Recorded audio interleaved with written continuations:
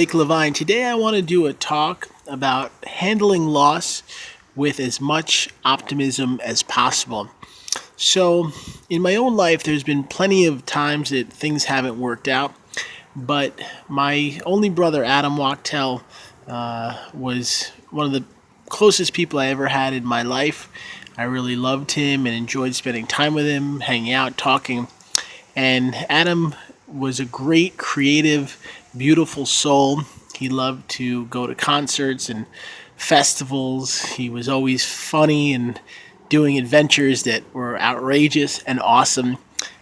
He was just a really beautiful human being.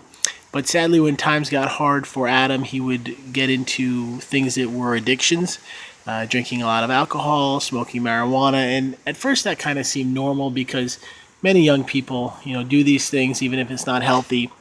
And sadly, a few years ago, I was living in California, and I invited him to come and live with me and kind of, get a fresh start in his life. I was going to help him kind of hopefully get more mature and to make better choices and just kind of have a new beginning. He came to visit me and went on a couple of job interviews, but they ended up not really working out.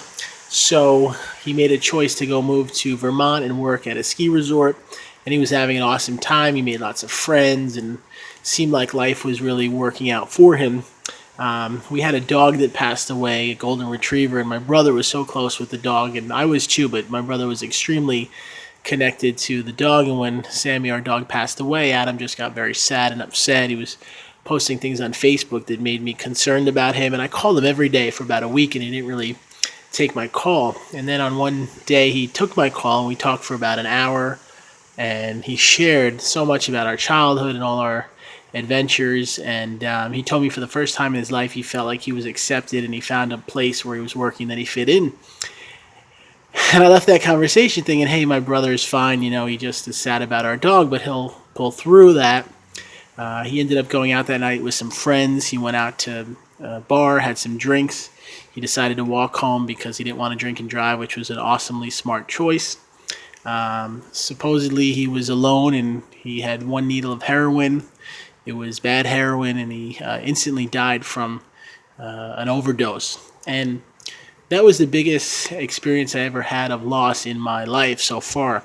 I lost grandparents and some people I knew, but never anyone as close as my brother. And when that happened, your brain says, "What do you do? How do you handle something so challenging and tough?" And I said, I've done a lot of work helping others as a therapist and as a life coach, writing books, doing talks. And I said to myself, what's the myself when my brother died, what would be the way to handle it as positively as possible? And even though I was struggling and sad, I went back to therapy to talk about it. I started to exercise. I found a faith in a higher power. And I made a choice not to drink alcohol or find a toxic way to numb the emotions. And it was really hard to feel the feelings and the pain and the issues that were coming up, because my brother had just died. But a number of years later, I've learned that that was the right choice. It was hard. It wasn't an easy road. There were a lot of times that I was like, wow, can I handle that he's passed away?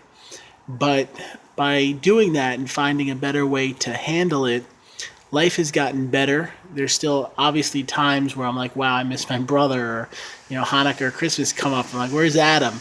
Or his birthday. But I really think that, when you go through any type of issue like that, keep strong. Hold on to hope. Use God as your anchor. Use him as your way to keep calm in the storm.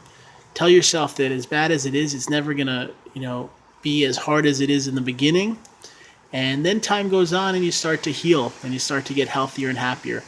I want to share my website below. I do coaching, and I have an amazing book. When Adam died, I started to need an outlet, and I wrote a lot of lessons. I was working at a rehab at the time he died and helping other addicts and young men. And I wrote a book called Depression, Bipolar, and Heroin, and it talks about mental illness, and it talks about addiction, and it talks about my brother.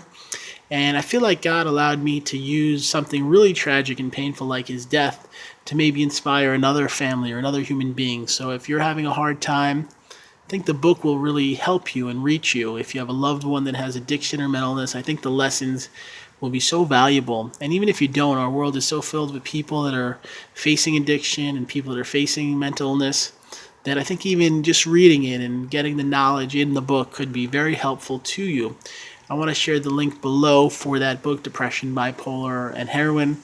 I hope you'll check it out and buy it. And in honor of my brother, I think we need to keep educating, and I'm going to keep doing my best to teach whatever lessons I can.